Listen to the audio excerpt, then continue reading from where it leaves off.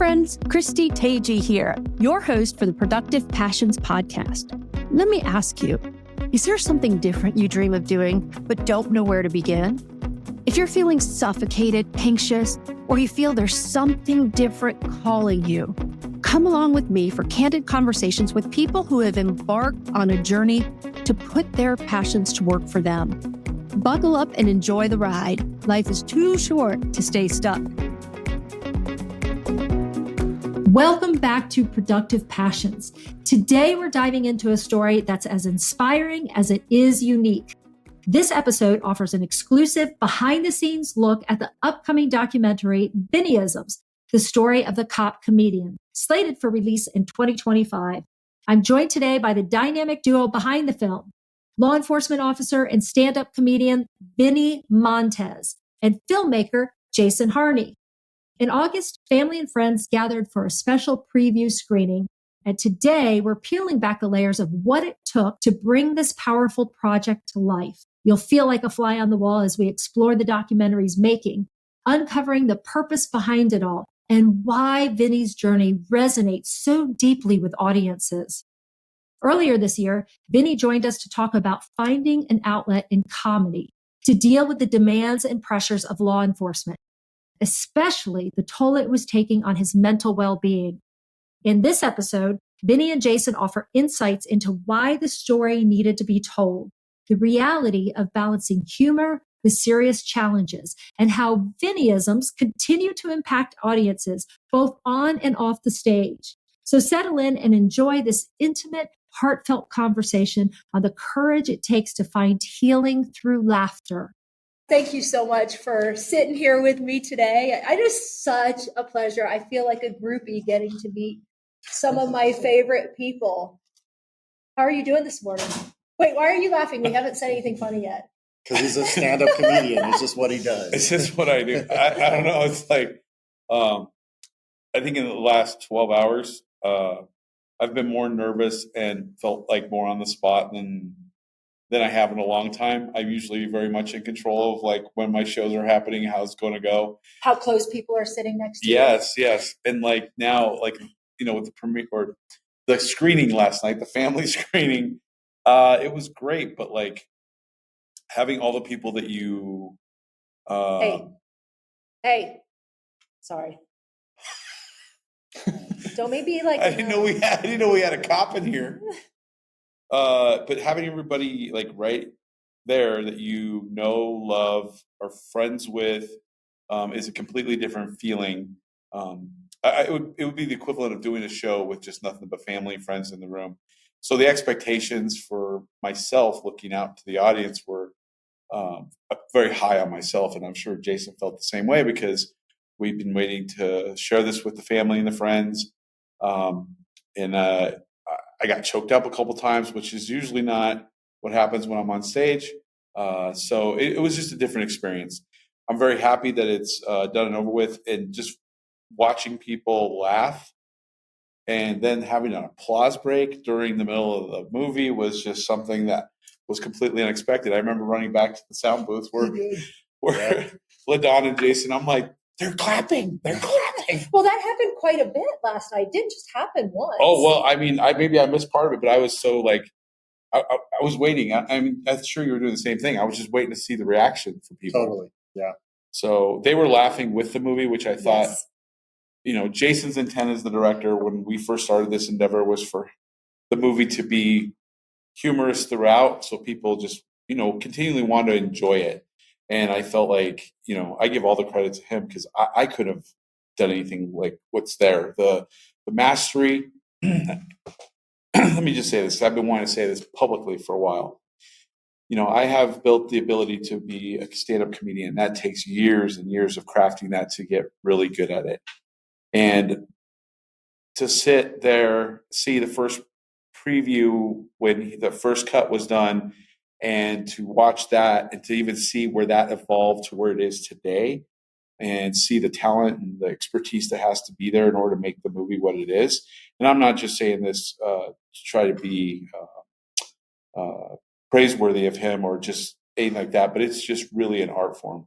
And when I look at that cut I'm very proud of it. And I could not be more thankful and appreciative to both Jason and his wife, because it's like anything in law enforcement. I think it's akin to working in a career in law enforcement. It's not just you in the job; it's your family that's in the job. So truly, that same thing happened with the editing and the creation, and just they now quote me all the time, which is kind of weird, or they see something, Jason and LaDon, they see something out in the real world, and they'll be like, "Hey, there's loofah, or there's."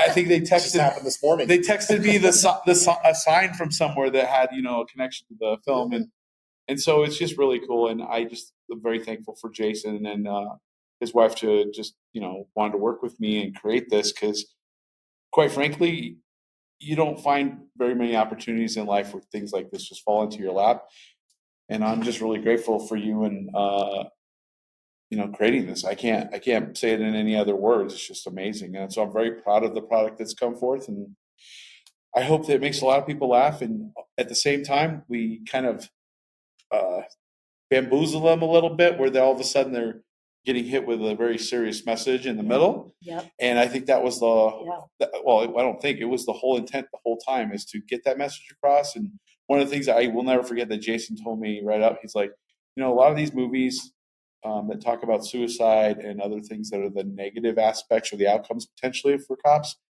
it's not something you want to bring the family to and be like, hey, let's all get together and let's watch this thing that may happen to me. And it's kind of a downer, and it's not that those aren't important things, but we're able to kind of bring that message at the same time, kind of sneak it onto people, because, it's just a good message. And so I'm excited. And it's an important message. I want to step back, because what I wanted to say to both of you, first thing, is congratulations. Congratulations to you both. That was so well received by the audience. Were you surprised at all by the audience reaction? Well, I could tell you that's always the goal. You don't really know what to expect until you put it in front of an audience. As I had mentioned last night, I think we might have enough people to count on maybe two hands that have seen a version of it, very even less of have seen that version of it. So now you've got, about 250 people, and you don't know how they're going to react.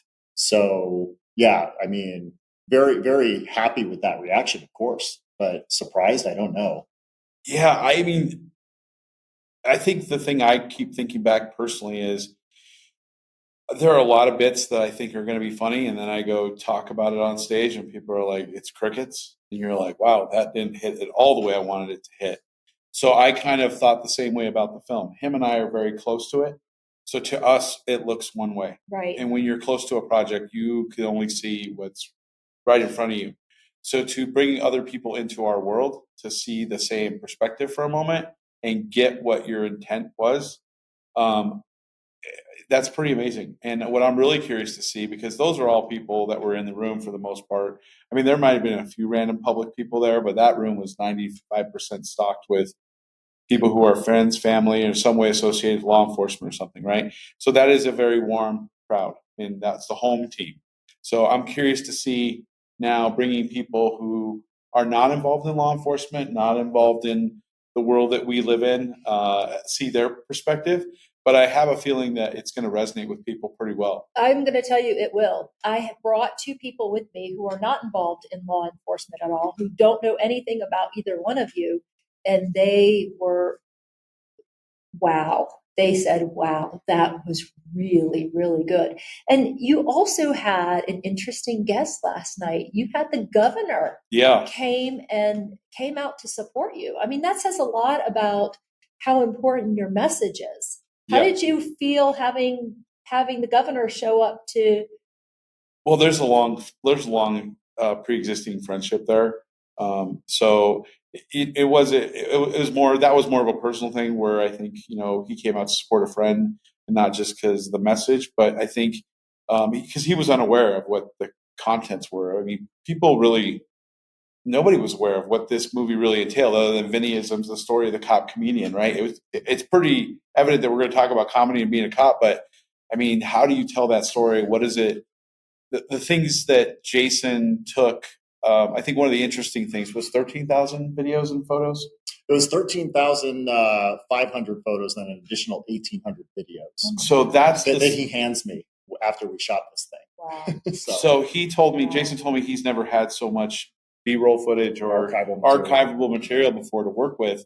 And that's what's really interesting. And having the experience of creating videos myself, because that's what I do for the comedy thing, you have to have things that it's not fun to watch somebody just talking on screen the whole time. There has to be imagery that tells the story that links back. And watching him, like I've learned a lot watching him do what he does, and stealing a lot of those things now that I've seen, because it's a craft. And so you were able to take from like the master. I feel like he's a master class chef, and he is really good at what he does. So I always have surrounded myself with people who are experts in those areas. Yeah. And I may never become the master that they are, but I'm taking tidbits. And I just think that when you watch this movie, people are able to go on this journey and they're creating imagery in their own head from what's being said. But then you have all these references that he's incorporated from shows that date back to 2009, I think, and archival footage of me talking on stage for the first time. And it really takes the people through the journey. Well, we watched you grow up. Yeah. In that movie, we watched you. Very embarrassing. Very embarrassing. From like, what, 12 years old were you? 14. I think 14? the youngest. From 14 to, how old are you now? 48. So that's quite a journey that we got to go on a little bit with you. Yeah.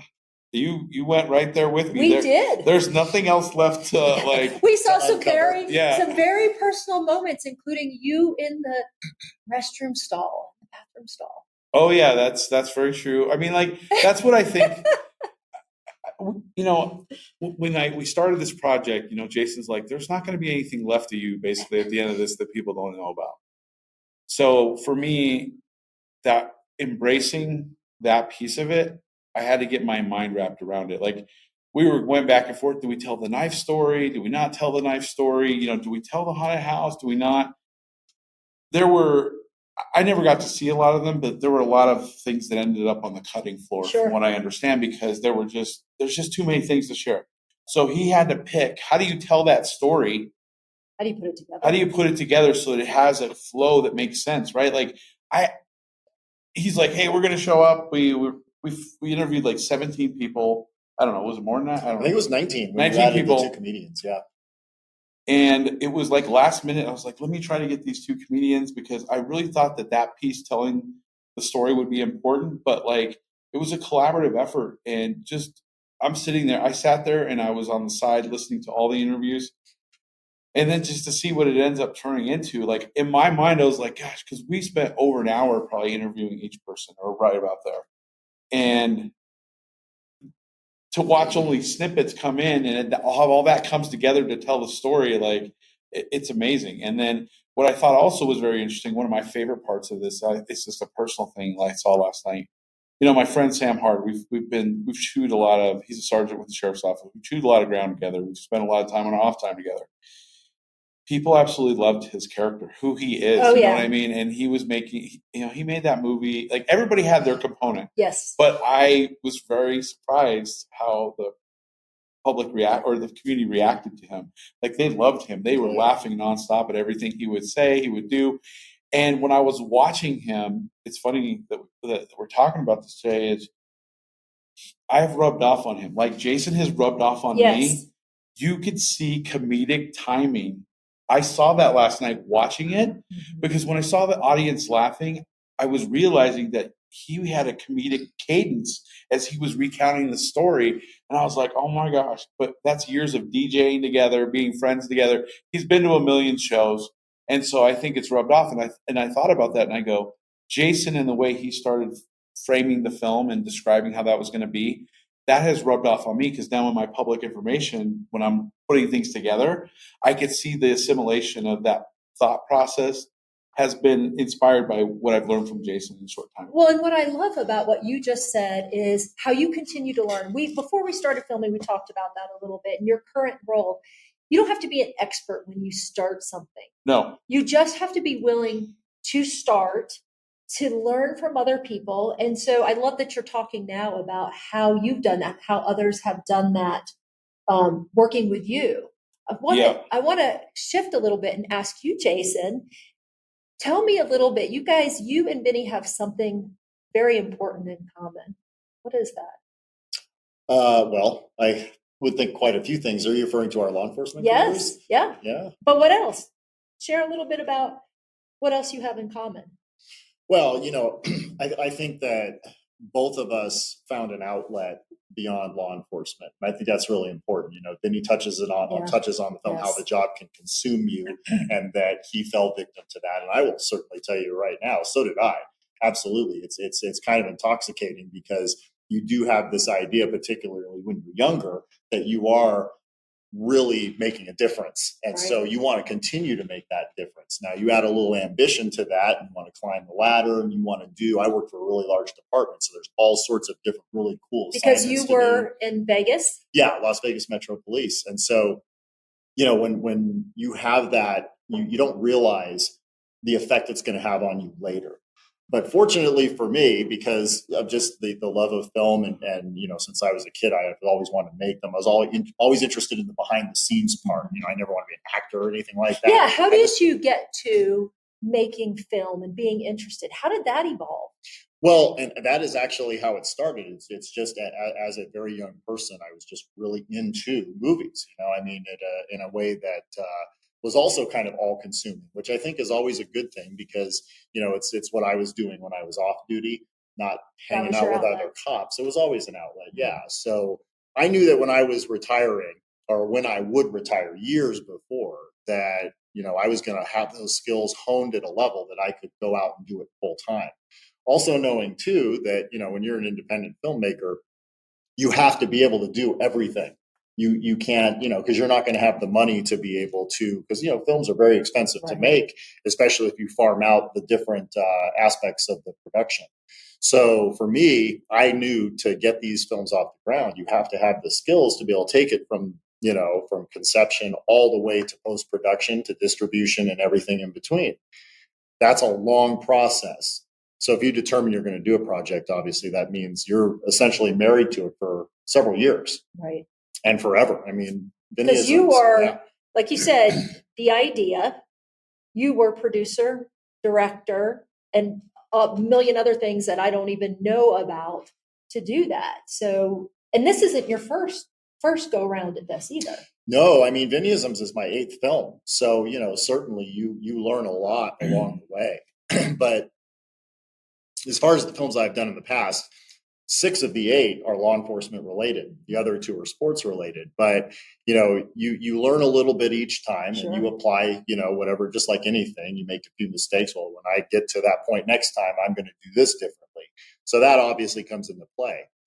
With this particular film, though, I had an experience back in 2019. I brought a film called The Wounded Blue to a film festival. And I kind of immersed myself in the film festival and went to all 3 days and watched all the films, mostly because I just wanted to kind of compare what I had done to other people's work. And I sat on a Saturday night and watched a film called The Ringmaster. And it was a full house, just like last night. And the film was essentially about a guy who lived in Minnesota, and he made these world-class onion rings. And the film was about another person who lived in Las Vegas who wanted him to come to Vegas and become the official onion rings of what was going to become the Las Vegas Raiders. Okay. Wow. Yeah. So the movie, though, was played for laughs. And the whole time, all throughout the film, everybody was just laughing at this documentary because it was really funny because this guy was a total fish out of water from Minnesota. The last thing he wanted was the glitz and glamour of Las Vegas and being anywhere near all these people. But this guy was forcing him into it. Oh, well, I'm bringing a movie about PTSD and police suicide to the same film festival. So needless to say, nobody's laughing at this movie. They're not having the same entertainment experience that Vinnie was talking about earlier. So, that was my dream. I'm like, someday I want to make a film that has that type of audience reaction. Which brings us full circle to your first question, right? Because that is what we were going for. I told Vinnie from the get-go, I understand the mental health struggle, and I understand that comedy became the outlet for you, but I didn't want to make a movie that was another downer. Sure. I wanted to make something that from beginning to end was funny. And how perfect, right? A stand-up comedian. It writes itself. So how did this marriage of Vinnie and Jason happen? Well, so Did somebody get down on their knees? No. Vinnie. No? So, well, before I go into that, the other thing I wanted to say Please. to dovetail onto that is where I think we're also very similar is we're very much, I don't know how to use another word. We're very mature or we've embraced where we are in our lives. And we finished our careers. Like now I'm a PIO. My role's not as a commander, PIO is? public information officer. Okay. I still am a reserve deputy. I don't want to brag or anything, but like I'm no longer in that command role, official full-time police officer. But I still am. I guess still do all that stuff as a reserve. But our conversations outside of like when we're speaking specifically about a scene or something like that, they're not geared around the job. Like that's not what we talk about. I don't think we've really shared that. One time we were running that guy down and we're like, it's like when you're young in your career as a law enforcement officer, I mean, you just want to swap war story after war story. But our relationship has been so focused about what we do. And, now answering your question, how we met. So I was doing a show in Terre Haute, Indiana for, I don't even remember who it was for. The Wounded Blue. Was it for the Wounded Blue? Okay. That's why There's just too many things. conferences. And we happened to share a van ride, and he had one of the other main cast members from Wristlock in the van. And we were just driving, and we just shared, generic conversation about who you are, what you're doing, blah, blah. And then that night I was performing in like this dungeon of a place that it was a basement of some like older building, and it was not the most conducive place to do stand-up comedy. But similarly, that Jason is such the consummate professional and really takes serious the craft of, building a film to be what it is. I have learned that it doesn't matter where I perform at. You have to get the people who are watching, you want to give them a show. So I didn't perform at any different level because of the circumstance. I didn't have the greatest sound system, but coming up, cutting your teeth, whether you're performing in a biker bar or a bar down the road, or actually one of the biggest stages, Comedy Works in Denver, you still have to deliver for people because they're there to have that experience. Sure. And I did my normal show. Jason saw it, and he started, and I think we even saw each other after that at a restaurant. We did. Yep. And we chatted for just a moment, but then he reached out and he's like, "Hey, let's talk about this." And I was like, "Okay." And then and for me on my side, I don't want to speak for him, is I'm not the strongest person in the world, and I'm certainly not the fastest person in the world. But I think through my father, especially, like I've been given the ability to read people in situations very quickly. And I felt very warm and very, I had a really quick ability to just determine like this guy is for real. Jason's for real. And my trust level was there, and you have to take a leap of faith sometimes. But I felt like that instincts were telling me this is going to be good. And I don't know how he felt on the other side, but going through this process, sometimes you involve yourself with people who are kind of flaky, and you're not getting what you were putting into it. Right. And I've never said this to him, but I feel, and I will say right now, I have never felt more pleased with any of the things that have worked out great for me in my life. This is one of the projects where I feel like Jason has either met me or exceeded my expectations on putting the effort and the time into doing this the right way. And I feel like we truly have been partners, maybe not on the street, but like really working hard together. And we've had to have some hard conversations where I don't necessarily agree with his perspective and he doesn't see it the way I see it. But it's never been once where you're like, gosh, you walk away from that feeling like we weren't just having a really honest discussion and you're upset with the other person. We haven't had that. And I just feel like that shows a lot of, I want to give a lot of credit to him just for his professionalism, what he does, the mastery of the craft that he has, and just being so honest and blunt, because he stands his ground when he has that experience. And I feel like I'm mature enough in my career now to know, you know what, you sometimes have to yield when people know what they're talking about. And I have to trust that what he is telling me in certain areas is absolutely the gospel, because I don't know. I can tell him a lot about comedy, but I can't tell you about filmmaking. And I've never felt more confident in working with somebody in this way. It makes me feel proud to have this friendship now. And it makes me feel very proud to see this final product. And I'm humbled by it because it's just overwhelming to see this artwork And I sit back and I watch it. I'm like, is this really me? This is crazy. So I just want to say that that's how I feel about it. And that's how I feel like this came this way. I don't know how you see it. I see it exactly the same way, and obviously, as far as your question of what we had in common, and that is exactly it. And that not just the outlet, but also that professionalism and your dedication to a certain craft. Vinnie on the performance side, which is obviously takes an incredible amount of talent, but also a lot of tenacity to keep after it. One of the stories that Vinnie will tell you is in those humble beginnings, as he started out on a plank that's held up by 2 cinder blocks in a biker bar, right? For like $50. Jugs in Denver. The bar was called Jugs. Yeah. So it's kind of like, but you have to start somewhere. And I think Wendy Curtis in the film mentions the fact that he did all of those gigs because you have to hone your craft. Well, on my side, it's no different.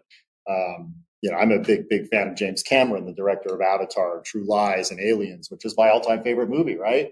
Well, he's famous for a quote that he says, if you want to make a movie, then pick up the camera, point it at something, and make your movie. Don't let all the obstacles in the way stop you. Right. And I think Vinnie and I share that in common, where, what did he say? Bill's the data guy, but I'm the visionary. I'm going to make it happen. Well, I would be exactly the same way. I'm not going to look at something and say, that obstacle's in front of me, so I guess we stop here.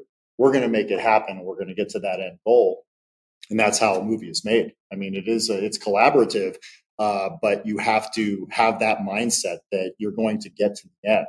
And believe me when I tell you, I don't know if it came across on screen, but this was a very complex project. It might be ultimately about one person, but it's very complex with all the moving parts involved.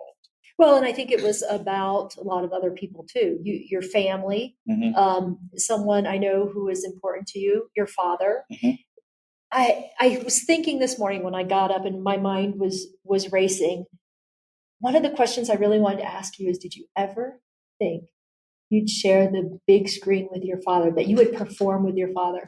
No, I mean, I've been holding on to that footage for forever. And I had talked to another friend. I was like, I'd like to make some kind of movie, not like this scale, but just something to maybe like a memoriam of my father, for the family, some YouTube iMovie kind of thing, right? And I just never felt like it would do justice because you're not really telling the story. When I saw how it was incorporated and how, that was one of the first things I was telling Jason. I was like, I'd love to incorporate this footage. And it was like the comments I've had from people was like, it was like he was speaking as if he was here alive today. It was so weird. Did you hear, I have to ask you, did you hear the response? At one point when your father was talking, there was a response from the audience. People cheered. Somebody said, yeah, Rudy, like there was a real response. It wasn't just nice for you and your family. Yeah. There was a real response from the audience, hearing your father and seeing probably what you got from your father, not just the personality, but the performance. Yeah. So you're performing with your dad on film. That really struck me. Yeah, I know what you're talking about because I never, to me, it's my dad just talking. So, but when he said the part, who am I going to leave my millions to? I can't remember exactly what he said. Yeah. The audience laughed hard because I'm like, well, first of all, we ain't got no millions. Okay, I don't come from no millions. But you're right. My dad was that's what I've expressed to people, that he is just that fun. He can make anybody laugh. He can make anybody feel warm. And then here he is on stage, for lack of better words, on screen, doing that very thing. Like he was able, from the grave, through footage that's like over 20 years old, make people laugh in 2024. It's me. Did he ever see you perform? No, my father was long gone before I ever did. So interestingly, he talks about how proud he is of you, and he had not seen you perform yet. So, that's what I was going to say. In that final appearance of what he says, I thought that was a surreal moment because he actually says, I'm so proud of the things he's doing. And what he's referencing is Vinnie becoming a sheriff's deputy at that moment. Well, I think what he's also referring to is 1996, right before that was filmed. so in 1994, I became the national youth representative for all 50,000 law enforcement explorers in the United States. I was elected in the Hoosiers at IU, Indiana University, weird connection. In Bloomington, Indiana, I was elected as a national youth rep.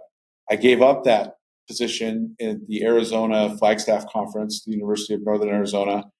My mother and my father were there, and they saw there was like 7,000 explorers in this arena, and I'm speaking in front of, and then my parents were like right on the side of the stage, and I'm addressing everybody. But that was one of the, and I might have even made a Taco Bell reference. I'm not sure, but there's a possibility. A lot of those. Yeah. But he saw me in that grand stage, talking to everybody, making people laugh, and like representing the brand for the agency and for the explorers.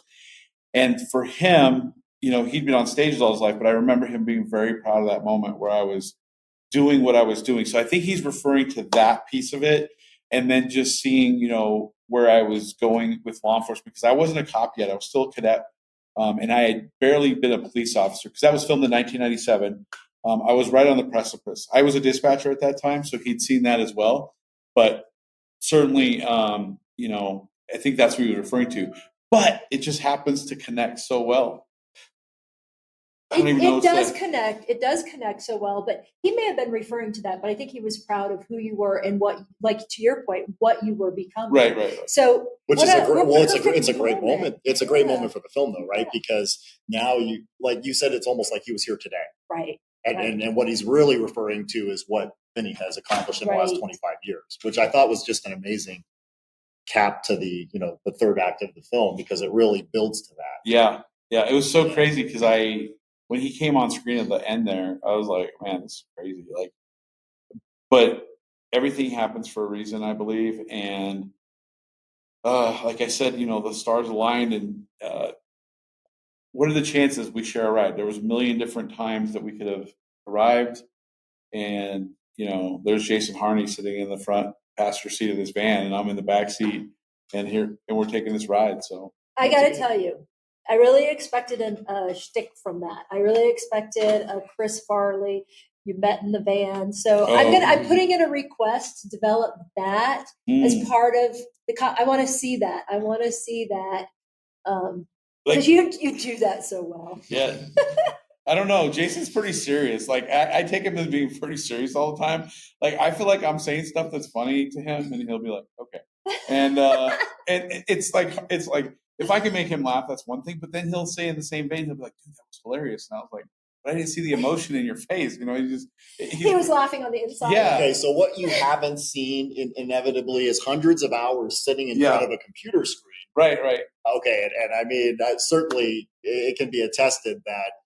This is how within our household we're always quoting you. Yeah. Because which is very weird, by the way. But it's not, though. Okay, now think about that. You're a stand-up comedian. Yeah. Now take yourself out of that equation. Mm-hmm. If you are a fan of a stand-up comedian, which we are clearly fans of yours, all right, no different. I quote George Carlin, Richard Dice Clay, Dennis Miller, all my favorites from the 80s and 90s all the time. I'm just now quoting Vinnie Montez. I think that's one of the hallmarks of a great stand-up comedian. If you're being quoted with your greatest hits, if you will, that's something that people love to do. So it's not weird at all. No. I tell him this all the time. I have no problem entertaining people and being the center of attention that way, because I'm giving to people, and they're laughing. But I have a hard time taking accolade or being the focus of.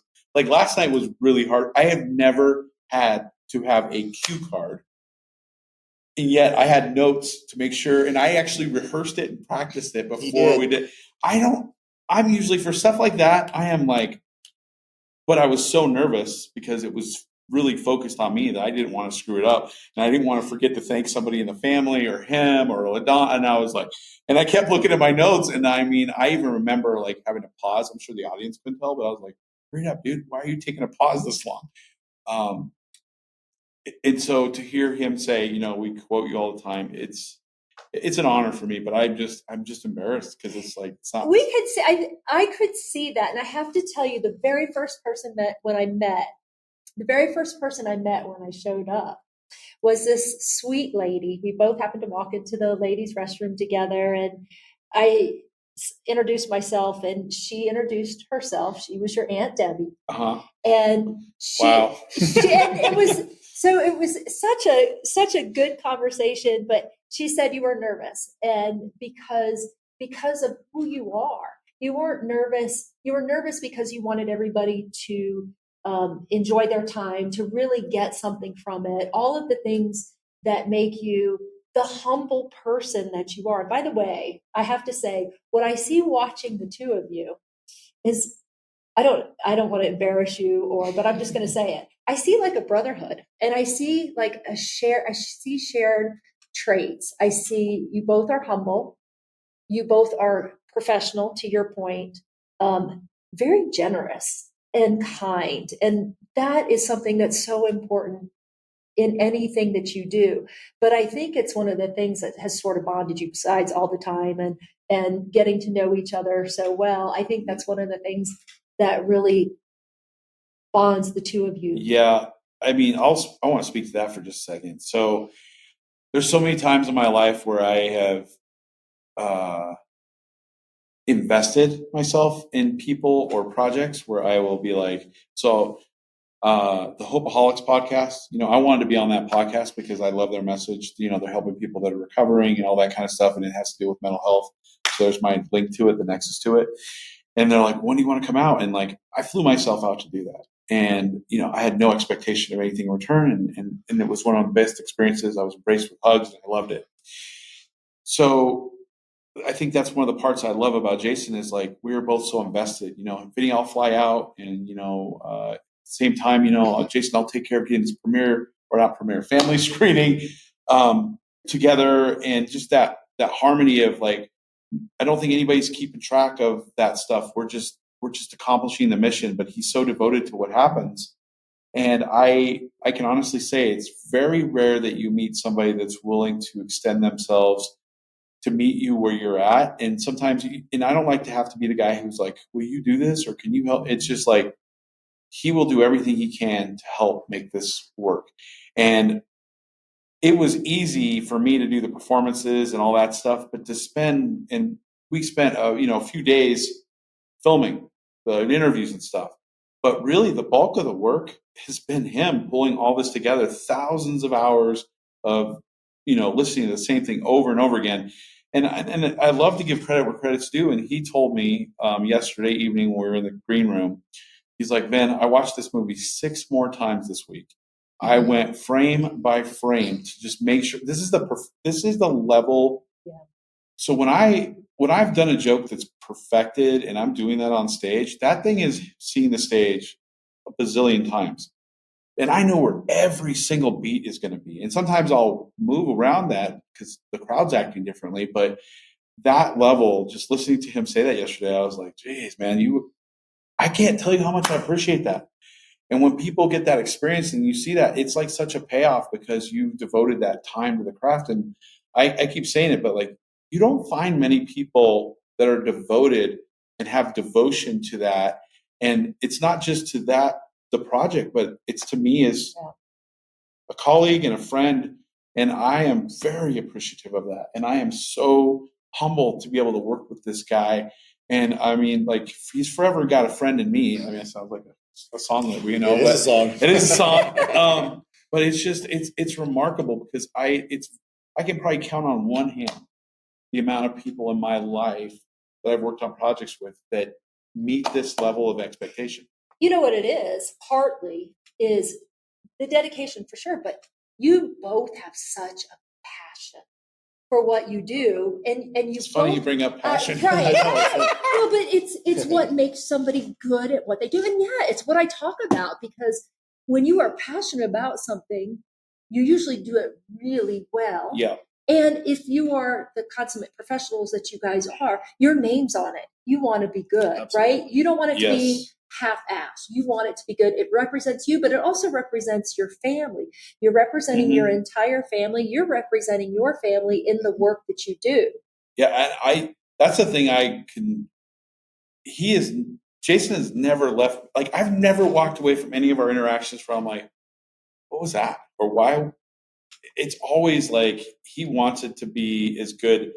as I want it to be. And that makes me feel so good inside, because I do care about my brand. I do care about my family. I do care about how people see what I'm putting out, because this represents a lot. Yeah, your name's on it. Yeah, my name's on it. And but at the same time, like, I want him to be proud too of like what we're doing. And when I see him quoting, or LaDon saying, "Hey, we were just talking about you again," like, it's so humbling. But at the same time, it's like, man, you care just as much as I do. And I have not spent as much time talking to LaDon as I have Jason, or interacting. But you just feel that same warmth, and it's just it's crazy, because I don't know where this is going to go, but I'm excited to see where this goes from here. Well, the other thing I'll say about that is what I'm noticing is you both are giving so much because you want your audience to experience what you're feeling. Mm-hmm. So you're putting so much of yourself in it, and that's exhausting. Yeah. At the very beginning, Jason was very open with me, and he said, "Listen, there's going to be nothing left that people won't know about you. And this is going to open the doors to people wanting to know even more." And as a police officer, you spend an entire career putting up guardrails so people are like not in your business, and people, right? But when you've finished that and you're moving on to the next chapter, you have to embrace, like, look, change is very difficult for police officers. Very difficult. You want to start a riot in an agency, change the uniform in some way, shape, or form. They will lose their absolute minds, or change the shift schedule or anything like that. So cops are always upset about things that haven't changed and things that stay the same. So when we started doing this, like, I had to make, this is probably one of the biggest mind shifts that I've ever had to do, is I had to embrace, because he was very clear about it. He's like, you got to understand, this is what it's going to be like. And I had to be like, okay, I had to be willing to open up more than I've ever opened up, right? Share photographs, videos, my family, who they are, there's no hiding any of that, and embracing that. And this is where I think trust really is not only symbolic, but really true. Is, here's this guy that I only know for X amount of time. We're in a van, and I'm like, here you go. And I hand him a hard drive. I literally hand him a hard drive that has like a terabyte capacity with probably a quarter of it filled. And I hand it to him, and I'm like, hey, let's go make a movie together. And you're like, this could be really bad. Like, what if he is like a closet, killer or something like that, He has it all. He has it all. Well, it took me like 3 months to archive and catalog all of that. There are over 13,000 pictures and 1,800 videos. And do you remember when I was calling you, asking you to identify? Or texting me? He's like, well, like there were girlfriends from like when he was a teenager. Wow. Remember? See, I mean, he's got everything. Why should we stop here? No. Yeah. Well, no. And I'm like, I wasn't sure who some of these people were. He had to identify them, so I could either, it's staying in the archive, or I delete it, right? So, I mean, there was so much material. But I've worked on films, many in the past, especially with cops in particular, where I'll say, I need some pictures or videos or something from your past, you in uniform, whatever. And these guys work a whole career, and they got 3 pictures. Vinnie's not that guy. Vinnie, I mean, he's the dream documentary subject in that respect as well, because he handed over just a treasure trove of archival material, which you saw last night really comes through. And I mean, what made it in the film was probably maybe 1 to 5% of what he gave me. Wow. So just a ton of material, but you need that to tell the story. And I think one of the things that I always kind of live by, and this might seem a little weird, but if you remember the movie Wall Street in 1987. Gordon Gekko, right? Michael Douglas, Charlie Sheen. There's a scene in that movie where, he's been trying to get on calendar to see Gordon Gekko to pitch him, for months. And he finally gets in there. And he's sitting with his secretary, Charlie Sheen, with Gordon Gekko's secretary. And as soon as he gets called in, he says to himself, he goes, life comes down to just a couple moments. This is one of them. I try to treat every film just like that, and think that the reason why this is so important, the reason why it has to be your absolute best effort, and you have to be all in on it, is because, to me, this is that moment. This could be the film that takes us where we want to go. Well, you don't get many of those opportunities. one of the reasons Vinnie and I started talking, I started following Vinnie, I don't even know, years ago. My son was a police officer. And I thought what you were doing was not only very funny, but also really important. I was concerned about my son's mental health because, he did share some of the things that he was seeing. And, it's horrifying for people who don't see this and experience this every single day. And you talk about the part of the reason officers are different, first responders are different. You're seeing different things. You're seeing things that we might get a glimpse of for a very small part of our lives. And that cannot leave you unaffected. Mm-hmm. So one of the things that I greatly appreciate about your work is your honesty about focusing on your mental health. And you said something yesterday, I'm sure I heard it before, but it really stuck with me last night when you said it's ongoing. So when you go seek mental health and mental health, it's not a one-time fix. Mm-hmm. It's something that you need to continue to do, like we take care of our physical well-being. It's something that you have to do all the time, because if you stop, then the benefits of that go away. So I felt like that was important. Talk to me a little bit about why you talk about it so much, why you spend so much time about it, with it, and sharing with younger officers. So I think everybody is different. I am able to, in my career, put on I don't want to use the word facade, but it might be the best way to say it. I'm able to put on the armor and the face that you need to go out and do the job. Sure. But I'm also very emotional. I'd say I am I wear my heart on my sleeve. I'm a very sensitive individual. I care a lot. I'm affected by people's emotions and feelings. So in this job, that's fine. But when you're in the moment of doing what you need to do, you can't be impacted by your emotions, because you have to make split-second decisions. One of the ones that just comes to mind is my brother was riding along with me one time, and we had a rollover accident. And I get there. My brother's like, "Can I get out of the car?" I'm like, "Sure." And there's a guy that's dead on the side of the road. And so it was clear he was dead.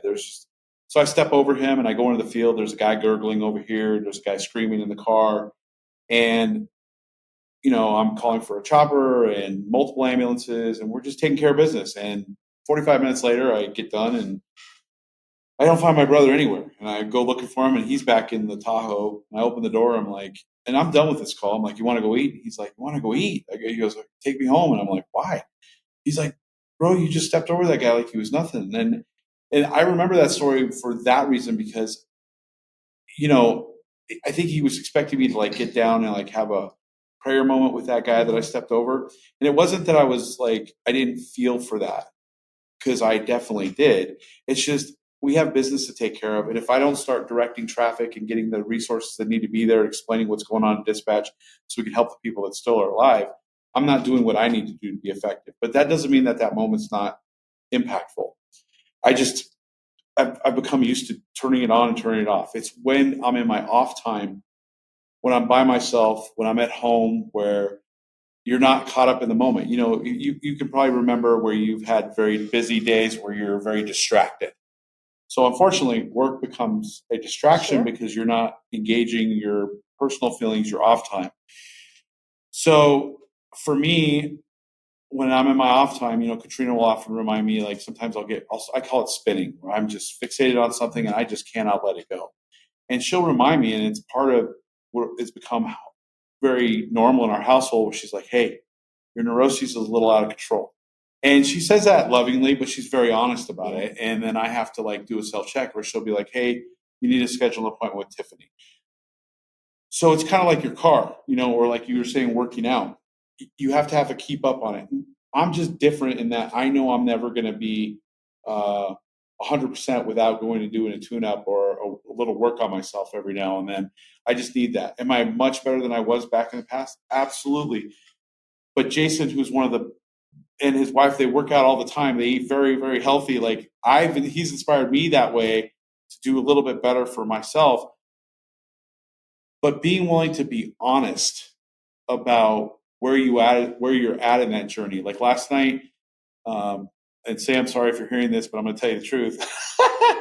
I don't drink anymore. I really don't. But last night I was really stressed out, and my buddy Sam's like, "You need a beer," and so we went up. We bought a beer together. I sipped on it, but I didn't drink it, and I ended up throwing it in the trash afterwards because that's not something that's going to help me. And but I didn't want to leave him hanging because he was trying to be my friend and be there with me. So that's important to me too. But sometimes you have to do what you need to do in the moment. But what you have to do is you have to be honest with what's going to help yourself. I was 321 at the end of last year. Jason started talking to me about, the way he was eating and dieting and not dieting, just living in the life. Right. Dieting, I don't like to use that word anymore because it's just a choice of your lifestyle. Right. I say in the end of this movie that I need to start. If you look at that movie, of how I looked in that movie at the end versus how I look now, I'm in way better physical condition than I was then. And I made that promise to myself that if I'm going to, and again, this goes along with meeting what you say you're going to do. I felt like I'd be a heel if I wasn't doing that when I said I was going to do that, especially now when I'm putting that out to the public. Because guess what?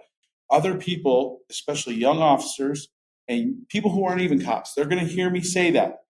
And I want them when we go, hopefully we make it into a film festival, and I want them to see me. They're like, holy cow, Vinny's got veins. What's going on, right? I want them to see that I am a man of my word. Just as much as he is to what we've done here, I want to be that. And it was motivation to me to get my ass back in gear to try to get back in that fighting condition. So, but I haven't talked about that a lot because I worry that maybe I'll have a setback. There might be a taco revolution all of a sudden. And it's okay to have a taco now and again. Yeah. But I love that you talk about that because I think when you're taking care of yourself physically, it also impacts you mentally. Yeah. Oh, for sure. Yeah, I love that at the end that you did that and you really put yourself out there. I mean, you put yourself out there all the time, but by doing that, I think you're holding yourself accountable. Well, I don't say this to Jay. I mean, we don't really talk about, I've asked him, I've called him. These are bro things. Well, no, but I've called him. I'm like, hey, what's that meat company? And I ordered like $200 and some worth of meat from the company he orders from. And he's like, it's got to be grass fed. I'm like, okay, got to be grass fed. I'm learning all these things. He's rubbing off on you. I know, but I grew up in Boulder, right? And so it's so dumb, like how much stuff I know. Like, you want to take cold showers because it helps get the brown fat started. And you want to, there's 9 calories in a gram of fat and there's 5 calories in a gram of protein. Like, I know all the stuff that you should know in order to be healthy. But when a plate of tacos is in front of me, I got to be honest with you, it's like kryptonite. And, but Jason has truly been an inspiration for me. And I am motivated when I have inspiration and to be part of this project. Because it's not done yet. This thing it's weird. I learn every day from him some other thing. Well, if you submit to this film festival, then there's this rule over here with this film. I'm like, oh my gosh, this is so much more intricate. But guess who the expert is? Right here. Yeah. So it's an ongoing process, and I just want all those that are watching right now, like, listen, if you put a taco in front of me, I probably will eat it. So Los Dos Bros. Los Dos Bros. Well, I think you're influencing a lot of people, not only on the podcast, but in the film and in your stand-up work. And likewise, Jason, the work that you're doing, I've seen some of your previous films. Those are it's important work. So I am so humbled to be here talking with you guys, to be able to come out and be one of the first to see VINNIE-ISMS. Yeah. And I love that. At first I was like, why VINNIE-ISMS? I mean, I know Vinny's got some fun, but it's such a perfect title. And I can't take credit for that. Phil West, who's in the movie, he once wrote something down. He's like, everybody's got a VINNIE-ISM story. Everybody's got a Vinnie story, which is so true. And he alluded to VINNIE-ISMs. And so that always stuck with me. And then here we are. And it was weird because when I told Jason that, I was like, there's no way he's going to be like, yeah, that's a good title. And no, it's a good title. It's a good title. Yeah, I'm quoting you, but you know what I quote? Yeah. You know what I love? And I love the selling tamales. Yeah. I was watching it. I said to my husband, Vinny's down there selling tamales. Yeah. Yeah. I'm weird that didn't make it into the movie, but that is a quintessential Rudy Montez terminology. My mom, I can't tell you how many times my mom, my brother, and I, when I was growing up, waiting in the car, we're like, where's Dad? He's selling tamales, and 20 minutes later, he's like, he's got to stop. And my mom always has got to check everybody's pulse, make sure they're good before they leave. And that's true, but I find myself being very much the same way. Like, Yep. I want to make sure everything's covered. Like, I'm sure I called Jason a bunch of times. He's like, yeah, we already talked about this. He doesn't say that, but I mean, like, I want things to go well. When we plan things like today, whatever, I want things like what we say is what we got to do. And so it's a hard expectation to live up to sometimes. And I only laugh because, like, I truly am so happy that I have a friend named Jason Harney who is working on this project with me, because it's rare. It's so rare to find people who are just willing to meet you where you're at. He's not doing stand-up, although I'd love to see that. I think you guys need to do in the I don't van think down that, by the river. knowing Jason like I do, I think he'll be a hard think pass about on him that. like on Saturday Night Live. I know. I'm Work- the behind the work on scenes that. guy, man. Yeah. I don't know. I think there's a bromance going on here. Oh boy. Yeah, I don't know. I can feel the tension in the building right now. Yeah, you're taking him out of his comfort zone. Hey, there are people who are born performers, born stars. Definitely. That's him. Absolutely, Definitely. man. Oh, Yeah, Thank I you, mean, it's guys. one of those things. Thank you for doing this. It's Sure. been an absolute pleasure. thank you for having us. Thank you for coming all the way out here. I mean, again, that's a rare thing. I'll fly out. We'll do this thing. I'm like, okay, you just don't meet people all the time. In closing this out, you don't always have to accomplish everything when you want to. And I don't know why I feel like I need to say this right now, but I guess it's just more in my heart. Like, there's a lot of things. I have lists of things that I want to do in comedy, things that I want to talk about, but you got to put them down on paper. You got to speak them out loud, because if you don't give life to them, we could talk about doing a film. Mhm. We could speculate about what it might be like. But he said something, it was James Cameron, who said, you got to pick up the camera and point it at something to start capturing whatever it is, right?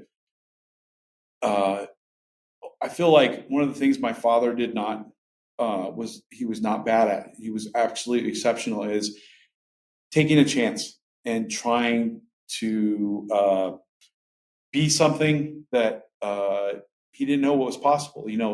He from buying 50 cases of pistachios to sell them all in the middle of the yard sales, to getting up on stage to sing for his first time, to taking a chance of meeting my mom. And my mom and dad met. My mom actually tripped my dad at a New Year's Eve dance Oh, that's romantic. over a burrito, and food's always tied to anything.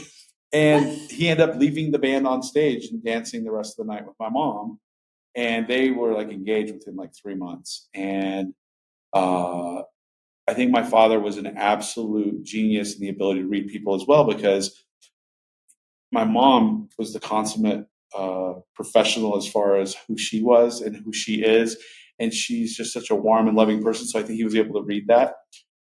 But taking a chance to ask somebody out, taking a chance to do anything in life. I did not want to be in a position where I'm 80 years old, which would be nice to get to, thinking back about what I could have done or what I should have done, or maybe taking a risk to go try something that I was making myself a little bit uncomfortable. And I think that's what I love about comedy. And I said this last night when we were closing. The successes are great, but the only way you get to those successes is through a lot of failure. And my dad wasn't afraid of failure. And I think that is one of the lessons that I will always look back to at him and say, don't be afraid of failure. This whole thing has had a lot of failure points where it didn't necessarily go the way we wanted it to, or man, I wish we would have got that, or I wish. But again, he said, if we would have let that obstacle get in our way, we'd still be where that obstacle was. But Jason just keeps pushing forward. I keep pushing forward. And I'm just really proud of that. And now people get to see my dad on a live screen and hear him talk about what it means to be my dad, and just that underlying tone of not giving up, being willing to put yourself out there. And if there's one thing that's a takeaway for me, is just, I tell people, don't live with regret. Go out and do it. get whatever you're passionate about, especially any of the law enforcement EMS people that are listening to this. Don't sit there and say, I could have or I should have. Like, go do it. Don't be afraid of that failure, because that failure will make you so great. And then you'll know where to work from. Because until you know what you've not been good at, you don't know where to fix or get better at. And that's where, like, we've looked at this film more times than I kept, like, he keeps sending me these links and then he take it down. I'm like, put the link back up. I need to see it again, because I'm watching it and seeing where it was and where it is now. It's like, dude, this is amazing. And just all those people listening, be willing to put yourself out there. I'm nobody to give you advice, but I'm just saying, from a guy who's put himself out there like nobody else, please take that chance. My mom always says Columbus took a chance. I don't know if that's politically incorrect now, but my mom always says, but it is true. Yeah, Columbus took a chance, And so, take a chance. Believe in yourself. I believe in you. I may not even know you, but I know that if you take that chance, that the things that will come from that, taking that risk, are going to be great. You know what? As many interviews as I've done, it's not been a huge amount, but it's been a fair number so far. Everybody says that. Everybody says the importance of failure. It's very different than what we learned failure growing up. To be excellent, you have to fail. There are very few people that go out and hit it out of the park the first time. You got to do it over, and you have to be willing to take those failures and see them as opportunities and go through embarrassment. If that's what the joke that you think is hilarious that nobody laughs at, okay, it teaches you to do it differently and that's the lesson. That's a pivot point. So thank you for reiterating that again, gentlemen. I couldn't be happier to be out here with you two today. Thank you. Yeah, thanks for telling me we were going to record this. I would have wore this Service Brewery shirt. I offered to let him take it off. I do not have an alcohol problem. I just want to put that out there. I told him he was welcome to take it off. Yeah, we cleared the room really quick.